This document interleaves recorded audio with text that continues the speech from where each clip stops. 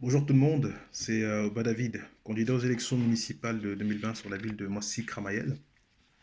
Alors ce soir, je dois tenir un direct Facebook, un live, dans lequel j'aborderai donc le conseil municipal qu'il y a eu lundi. Donc en principe, je dois traiter de la question de la convention pluriannuelle de renouvellement urbain, du budget primitif pour l'année 2020 et donc de la fiscalité pour apporter quelques éléments d'explication par rapport aux bases. Et donc voilà, ce matin, donc, je lisais un peu l'article du Parisien qui est paru voilà, par rapport au contrat de renouvellement urbain qui vient d'être signé entre la commune, la Caisse des dépôts, la région et je crois que c'est Habitat 77, anciennement OPH. Et donc voilà, c'est vrai que ça tardait. C'est une bonne nouvelle pour la ville de Moissy, Cramayel. Mais quelque part quand même, j'ai quelques remarques à faire. Voilà, j'ai quelques remarques à faire. Parce que à l'heure où je suis en train de vous parler, ben, vous savez, il y a toujours des familles qui vivent à la résidence du parc. Comme vous avez pu le constater dans l'article, on parle de 195 logements, 195 familles. J'ai rencontré beaucoup de familles, hein. Aujourd'hui même, je parlais encore avec une habitante de la résidence du parc qui m'expliquait que ça fait depuis 2012 déjà, hein, on est encore à l'époque de Monsieur Fournier. Et depuis 2012, voilà, qu'on leur promet un relogement, on a constaté les problématiques liées à la résidence du parc, au logement indigne, insalubre, voilà, aux difficultés parfois qu'il y a liées voilà, aux nuisances, bon, parfois aussi voilà, à de la délinquance. Et voilà, dû au fait que les gens voilà, sont, malheureusement vivent entassés, parfois c'est souvent aussi des revenus modestes, donc voilà, un peu victimes des politiques urbaines des années 70, quoi. Bon, voilà. Et donc voilà, donc je discutais avec ces habitants qui expliquent, voilà, ça fait un petit moment qu'on leur parle de ces fameuses histoires de relogement. On sait qu'il y a un problème au niveau de la résidence du parc et je me suis posé la question quand même, ça fait un petit moment, de savoir pourquoi les gens n'ont pas été relogés depuis longtemps. Alors quand je dis que les gens n'ont pas été relogés, c'est en fonction bien sûr de la capacité, bien sûr, vis-à-vis des logements sociaux disponibles et de la compatibilité en fonction des situations des habitants qui résident à la résidence du parc. Or, on constate que jusqu'à 2017 encore, on proposait des logements sociaux à la résidence du parc, chose que je trouve tout à fait anormale parce qu'on savait déjà le problème qu'il y avait. Donc là, aujourd'hui, c'est des familles qui sont là toujours à la résidence du parc. Alors aujourd'hui, c'est bien, oui, on va démolir, il y aura sûrement autre chose à la place. Les gens vont être relogés. Les gens vont être relogés quand?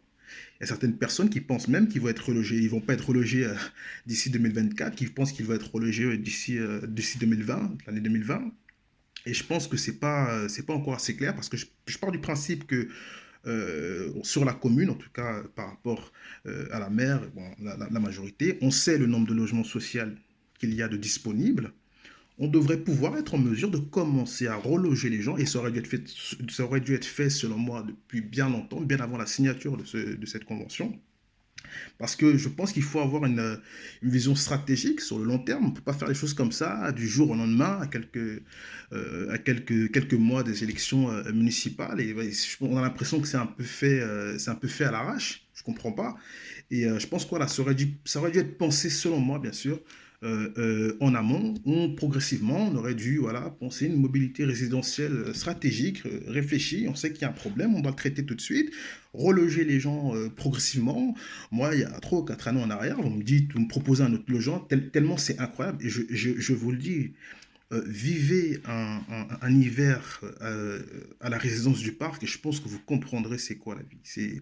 Et je pense que malheureusement, si peut-être euh, ceux qui nous représentent avaient fait l'expérience d'un hiver à la résidence du parc, il y a bien longtemps qu'on aurait pris la mesure de l'urgence et qu'on aurait commencé à reloger les gens. C'est vraiment incroyable.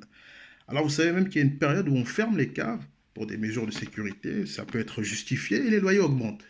Et qu'en plus de ça, il y a un sentiment d'injustice et on a l'impression de ne pas avoir de défenseur. On ne sait pas ce qui se passe. On ne sait pas qui prend, on ne sait pas qui défend nos intérêts, on ne peut rien dire. Et il y a une période où j'ai commencé à faire une pétition parce que je comptais, et je vous le dis, et je l'assume, attaquer le PH à l'époque, il deviendra plus tard Habitat 77, pour les mettre face à leurs responsabilités. Dans un premier temps, l'idée étant de solliciter Madame la préfète, de solliciter l'agence régionale de santé pour un diagnostic poussé, pour les forcer à prendre leurs responsabilités. Donc finalement, quand j'ai vu que la signature avait été faite, que les gens devaient être relogés, j'y ai cru. Et du coup, j'ai un peu ralenti le processus. Mais là, on y dit 2024.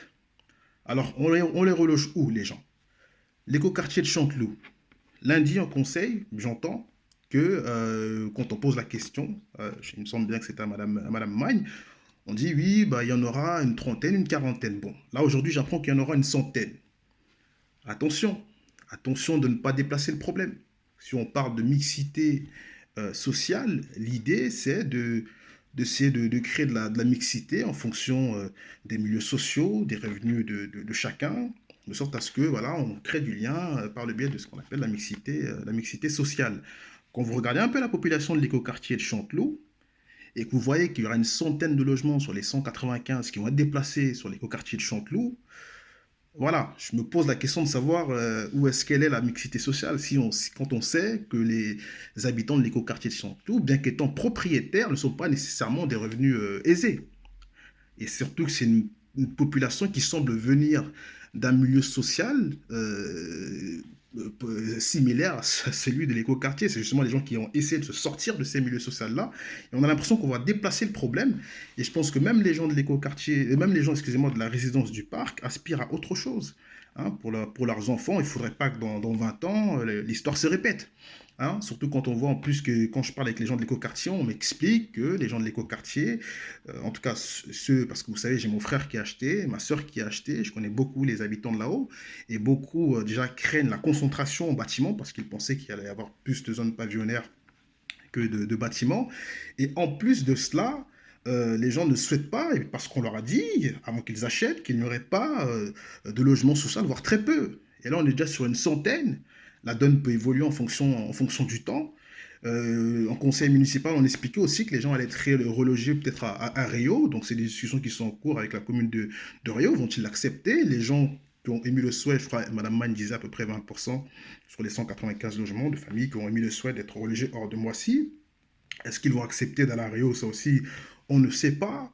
Et pour le reste, voilà, on nous parle de zones en construction où il y aura aussi donc de l'accès à la propriété et des logements sociaux. À quand? C'est quoi les chiffres? Qu'est-ce qui a été négocié? Je suis désolé, on ne sait pas.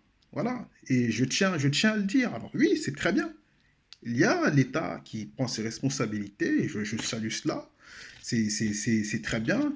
Il y a quand même un travail de négociation qui a été fait, il faut le reconnaître, parce que je ne suis pas simplement dans la critique, mais je pense que les choses auraient dû être mieux gérées et qu'ils auraient dû être traités en amont, et que là, actuellement, il y a quelque chose qu'on peut faire. Vous voyez, il y a quelque chose qu'on peut faire, c'est faire l'état des logements sociaux disponibles sur la ville de Moissy-Cramaël et commencer à reloger les gens parce qu'il y a urgence. Les logements sur la résidence du parc sont indignes, voire insalubres. Et franchement, quand on parle de mixité sociale, quand on prétend que ce sont nos objectifs, et les gens ne vont pas les reloger à l'Uni ou au centre-ville, parce que même là encore, on nous parle de renouvellement, ça fait longtemps, beaucoup estiment qu'à chaque fois on met de la peinture et qu'on masque un peu, ces bâtiments qui partent en ruine.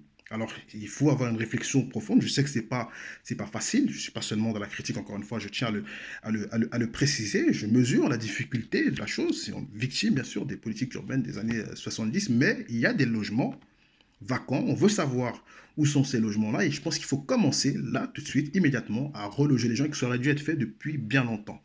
Donc voilà ce que moi j'avais à dire. Donc je vous dis à ce soir hein, au live, et j'aborderai les autres questions, mais j'avais envie de faire cette vidéo-là en gros parce que ça va être un peu long. Il faut expliquer aux gens réellement ce qui se passe. Et donc voilà. Donc je vous dis à ce soir. Merci bien. Au revoir.